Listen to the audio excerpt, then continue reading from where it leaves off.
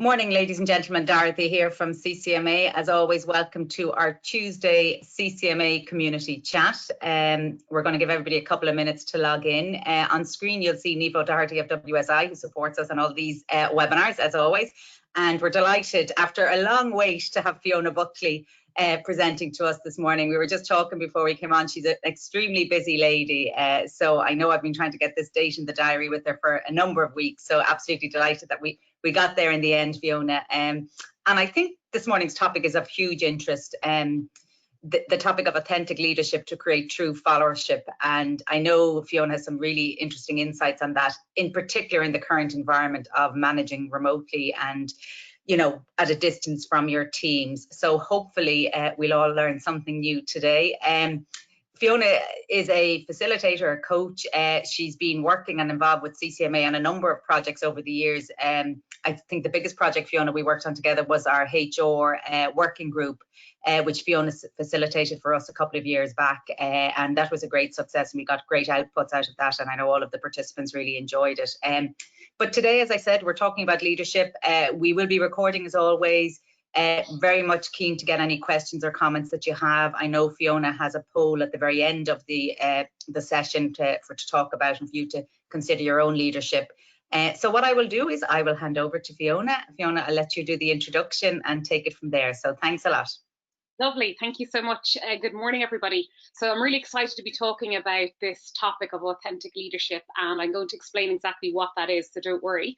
But before I get into the topic, I just want to explain that I worked in a virtual organization for 5 years myself, 5 years ago, and I actually did a thesis on the topic of virtual working and the impact on relationships, and particularly around trust and leadership, communications, professional isolation, and all those areas. So I'm going to try and bring some of that in if I have time, but just to explain that the way I'm kind of going to frame the session today is we're going to talk about authentic leadership. We're going to use a model, but we have the remote work relevancy under each sections of this model to show how it actually comes back to today's environment in that virtual context. So let's begin. I have 8 slides and we'll share with them after you. So why does this matter? What's this whole buzz about authentic leadership? Because it is the latest buzzword at the moment. And quite simply, leadership plus authenticity plus followership equals success. And that is the recipe or that secret sauce that we're looking for in organizations at the moment. And it's all about creating followership. We have so many courses that we see on leadership and so many podcasts and talks, but we forget about followership. And that is just as important as leadership. And followership is all about, you know, following the leader and creating that followership behind you, because if you're leading and you don't have your followers, what happens is engagement, motivation, productivity, performance all completely plummets. And in the environment that we're operating in now, we need to be, you know, carefully keeping conscious thoughts and eyes on that side of things. So followership is the overlooked link in this whole leadership process, but it's about being authentic, because the more authentic you are, followership just becomes a lot easier. So that's why I guess the importance of this topic is so key at the moment. So the way I'm going to talk about the session today is we're going to use this model, and don't worry, I'm not going to get overly academic, but it's a great frame to discuss authentic leadership. So Bill George, only in 2013, which is recent when it comes to academia, came up with this lovely authentic leadership model, which gives us a framework. And you can see it's like a big wheel here on the left-hand side. And we're going to talk about this at a very high level. And I also have an article written on this that we're going to share by the CCMA as well. So don't worry about taking down notes or anything if you don't need to. So the first one, if you look at like 12 o'clock on the clock here, is about passion and purpose, which we're going to talk about. The second one is values, which lead to behaviors. The third one is building and sustaining relationships, which lead to people feeling connected. The next one is self-discipline as a leader, which makes us feel very consistent in terms of our approach. We don't waver. And then the last one is all about heart, compassion, and empathy. So these are the tenets that we're going to talk about quite briefly, and then we're going to do a remote work relevancy on each of them. So the first one, having a purpose or having a real true sense of purpose leads to passion. I teach on a lot of leadership development programs and management development programs, and we always start the first kind of hour with what's our true sense of purpose, what do we stand for, and what do we believe in. And once you have that purpose, then that leads to passion, because you're working very much in line with your values. So if you look at the green box here, leaders know what they stand for, and they believe in what they're doing. And passion is infectious and in turn sparks passion in followers. I don't know about you, but I can definitely say in my career, I've had 2 leaders that had really, really strong purpose and thus strong passion. And I must say, when I worked under these people, it was literally infectious. I could feel it, and I really believed in what I did because they really believed in what they did. Unfortunately, I've worked under very opposite type of leaders where they didn't have that purpose. They weren't sure why they were in the organization. They weren't sure where the strategy was going. And therefore, they had no passion, they had no energy about things. And it's nothing worse than working under somebody who has no energy or passion for the kind of work that they're doing. So it's incredibly important. So the remote work relevancy for this is people working on their own right now in more of a, a solo environment need inspiration and passion to get them through these days, because this in turn helps increase engagement and motivation levels in these uncertain times ahead. We've all been working, mostly from home for the last 3 months approximately. And what's happening is we're getting very in that kind of complacency mode where we're glad to have a job, where we accept the situation, but unfortunately we need to make sure our motivation and engagement is still, very, very high. And if we don't have that passion or purpose that we're following, that's just something we need to watch out for. So the second one then is values. So if your leaders in your organizations and yourself as a leader have very strong values, this then leads to behaviors. So authentic leaders always act in line with their values and never compromise on them, especially when there's been a change of circumstances in the environment like now. They wouldn't just change their mind on something, they will stick to those core values. And values and goals are very closely aligned too. So values remain the same no matter where you work. And when your leader has similar values to you, you feel in sync and the trust relationship very much flourishes. And trust is so important in a remote or agile working environment. And that's partly what I did my thesis on, all 20,000 words of it. And, when that trust pillar is there, especially trust with your immediate manager or your immediate leader, then you automatically trust the organization. If you don't have that trust relationship built with your manager or leader, then the trust falls down with the whole company. So the remote work relevancy here is, even though the work environment may have changed, your values should remain the same. And if the values and behaviors change, this is seen by the teams, often resulting in distrust and ultimately disengagement, because trust and engagement really go hand in hand. So what are those values and what are those sense of purpose? The third one then is all about relationships, and real, true, authentic leaders build relationships wherever they go, with their teams, with their stakeholders, their customers, their clients, everything. And they call building referent power. And referent power is what we call relationship power. And it's the ability then to get things done through knowing people and your network and things like that. But it's all about building those relationships. But it's genuine, it's not fake. It's not ringing up somebody to get something done because you need something. It's about giving them something in return. It's a reciprocal, good relationship that you have. The remote work relevancy here, in order to avoid professional isolation, which is a very, very big thing, which I looked at in my thesis as well, people must feel connected to the organization. And the vehicle for this is through the leaders, but authentic leaders. If people feel connected to the leader or the manager, they're going to feel connected to the organization. But again, the hallmark of authentic or authenticity is being genuine and being true. It's not something that you feel you have to do or you're forced to do. It's something that you're doing naturally. And, a lot of leaders out there at the moment unfortunately have become quite invisible because of this type of environment. Indeed, they're struggling themselves because they're trying to run organizations, and we're talking, very senior leaders in businesses. They're trying to have the whole business uncertainty, business continuity plans, all of that, totally understandable. But if people see their leaders as invisible, it has a detrimental impact on all that productivity and performance. So the practical question here is, what can they do to, I suppose, make sure that invisibility isn't there? And it's communication, but the right type of communication. And it's sending out pulse surveys to your staff to make sure it's the right kind of communication. You don't want to flood them too much with, I suppose, diluted messages. You want to have proper updates. But how are we doing, like a weekly town hall? Is it a two-way flow or is it just a one-way?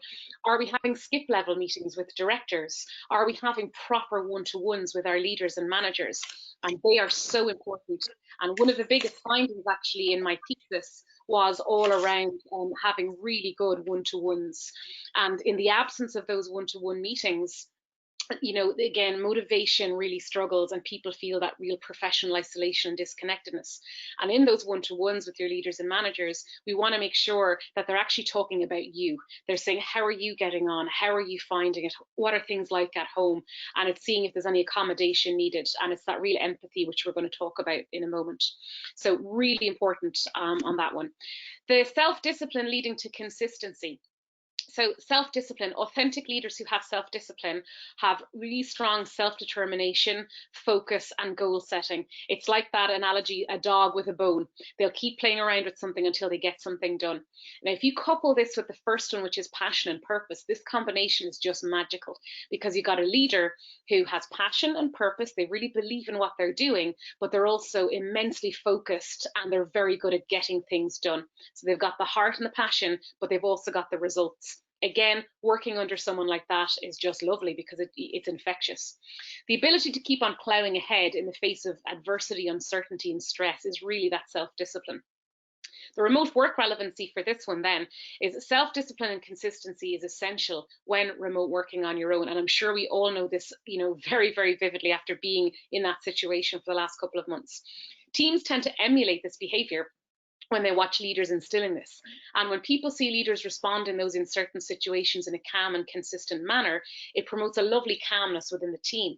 Because if you as an authentic leader, or maybe let's say inauthentic leader, is rushing around a bit stressed, and you can see that on virtual calls and you can sense that panic, it's going to filter down into the team. But a real authentic leader will try and, I suppose, park some of that because they don't want to instill it onto their team. Now, in saying that, another hallmark of authenticity is showing vulnerability. And I don't want to say we can't do that as authentic leaders. So an authentic leader can come onto a virtual call and say, I struggled yesterday. That's not showing weakness or lack of self-discipline. That's just showing humanness. It's showing normality, and it's showing, you know, that I'm a person too. To give you a quick example, I was coaching. I'm an executive coach as well. I was coaching a lady the other night, and she has one child who's 2 years of age. And her husband and her are both working full-time at home, and they have a 2-year-old. And I have a 2.5-year-old, so I totally get it. It's really difficult because the age they're at. And she openly said to me, I'm really struggling, but my leader just doesn't, or my manager just doesn't get it. So we talked about it, and her boss is a female leader as well, has 4 children, and they're all under 10. So she basically, the leader said to her, listen, I have 4 kids. I don't know why you're complaining. Can you imagine what it's like with 4? You just kind of need to get on with it. That was the message that the leader said to this lady.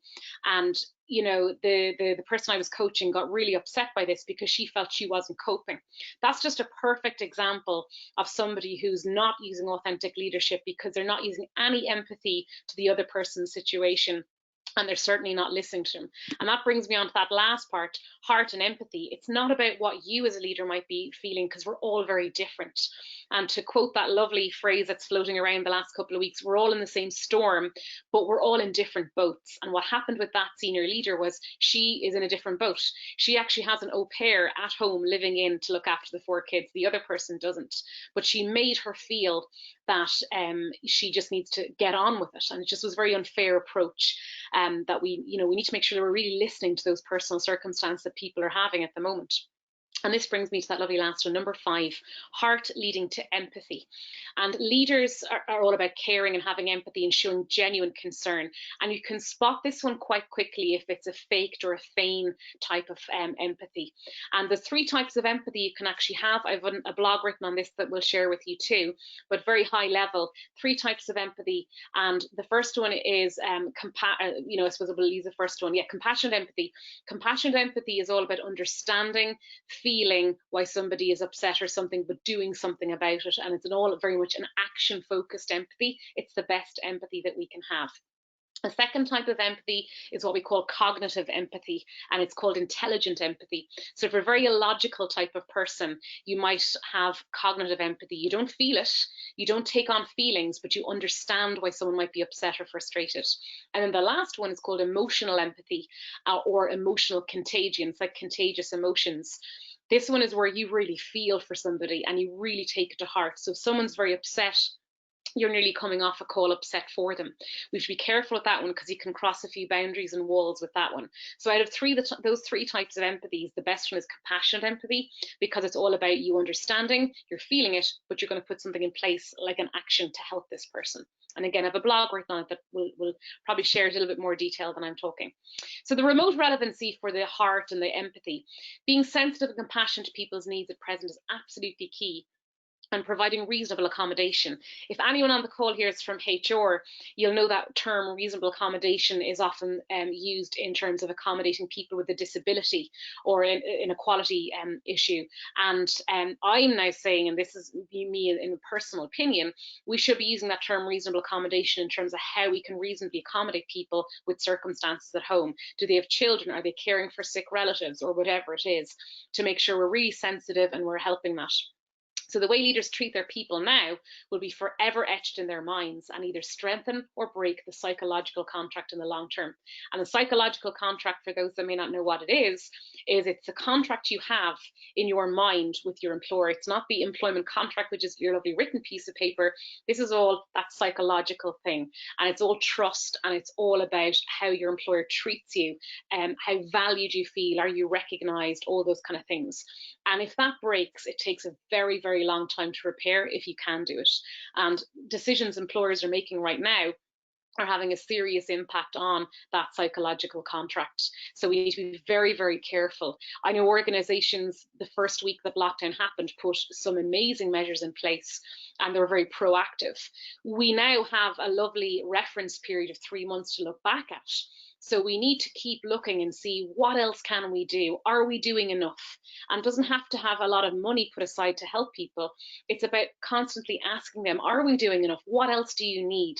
And this is all heart and this is empathy, but it's also allowing your people to put their hands up and say, I'm actually struggling, I need some support here, or I need to take some time off. So it's allowing people that voice, which unfortunately that lady I was coaching the other day didn't really have. So Niamh, we're going to launch that poll if you don't mind, please. And what I'm going to ask you is, and this is anonymous, what do you think is your strongest authentic leadership trait out of those 5 that we looked at? So purpose, which leads to passion, values, which leads to behaviors, relationships, which leads to connectedness, self-discipline, which leads to consistency, and heart, which leads to empathy. And I didn't have an all button where you could tick them all, because what I'd like to know is, what do you think your strongest one is? So we let that poll go in progress, and when Niamh gets the results, she'll put them up to show us what we think is our strongest one. So when that's running, yeah, so that's up now at the moment. So the results are coming in. We'll just give it another 10 or 20 seconds. Lovely, Niamh. So you can feel free to put them up whenever you have them. Yeah. So with that in mind, we are just doing a quick summary slide, and then we're going to open it up to Q&A. And I always want to make sure we've got 10 minutes for questions, because there's a lot to be covered in that little section there. So in summary, we need to ensure we are sense checking our authenticity as leaders. Oh, here we go. There's the results. Oh, wow. Okay, 53% is relationships and connectedness, and that is a very important one, because that's lovely referent power we talked about.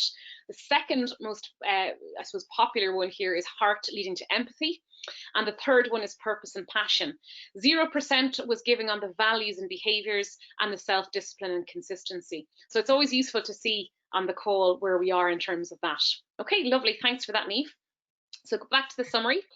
We need to ensure we are sense checking our authenticity as leaders in order to create that really true followership in our teams, and to protect and preserve our key relationships. We're not superheroes. We're not going to have all 5 all the time, but it's really important to go back and say, what is my strength here? And if empathy is my strength, or if self-discipline is my strength, am I doing enough every day to bring this to my job? And it's what we call a self-check-in.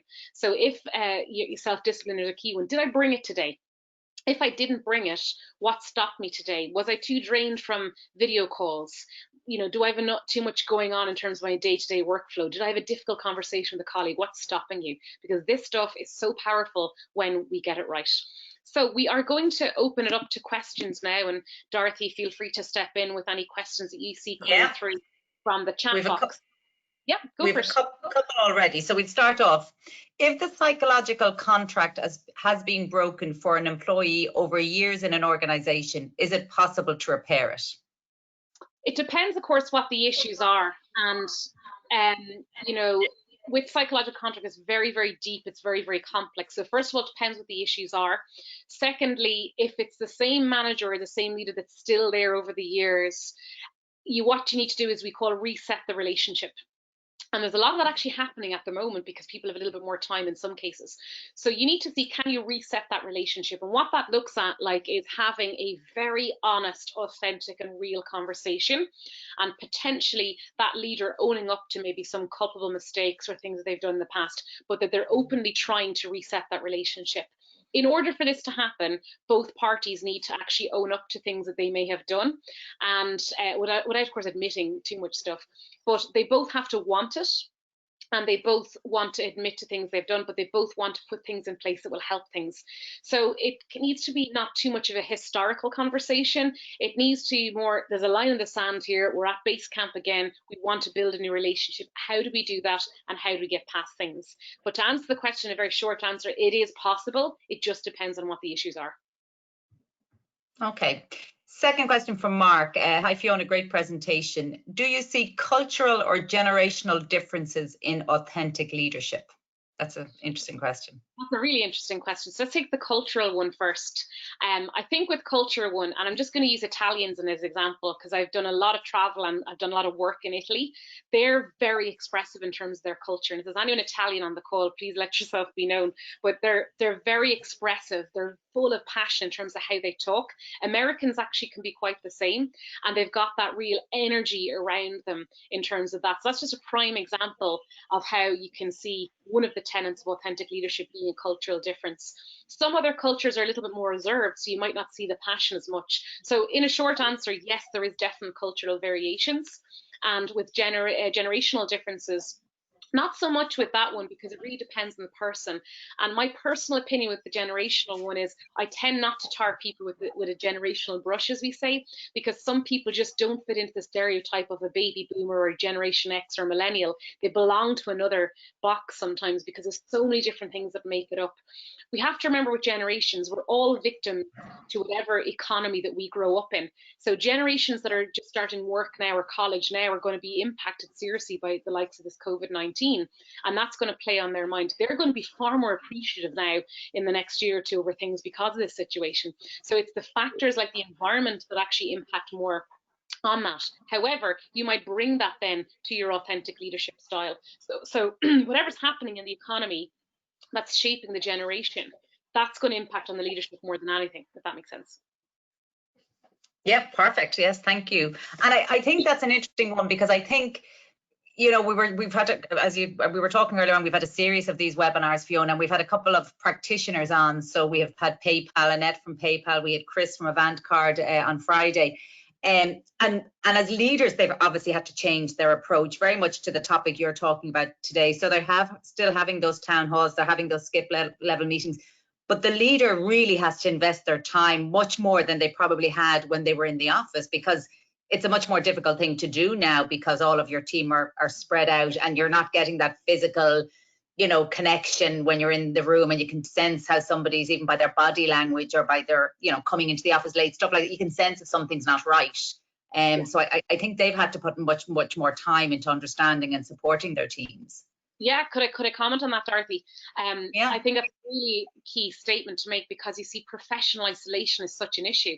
We're not just working in a normal work from home environment, we're in the middle of a global pandemic. So we've had professional isolation and social isolation, which is a double whammy.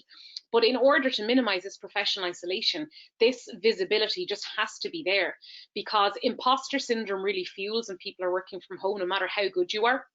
So if you're a top performer and when you're working from home, you need what we call validation. And if you're more of an extroverted or ambiverted personality that's quite bubbly and likes the energy from people, if you're working from home on your own a lot, you're not getting validation from people, and especially senior leaders. Because if you're in the office and you've got a great idea as more of an extrovert person, You are delighted when someone goes, Jesus, Fiona, that's a great idea. Let's take that and run with that. We don't get that bounceability impact when we're working from home, because everything is a structured meeting about something with an agenda. We're not having that free flow around the office, and we're not having leaders maybe come over to us, randomly in meetings and in the corridors and stuff like that.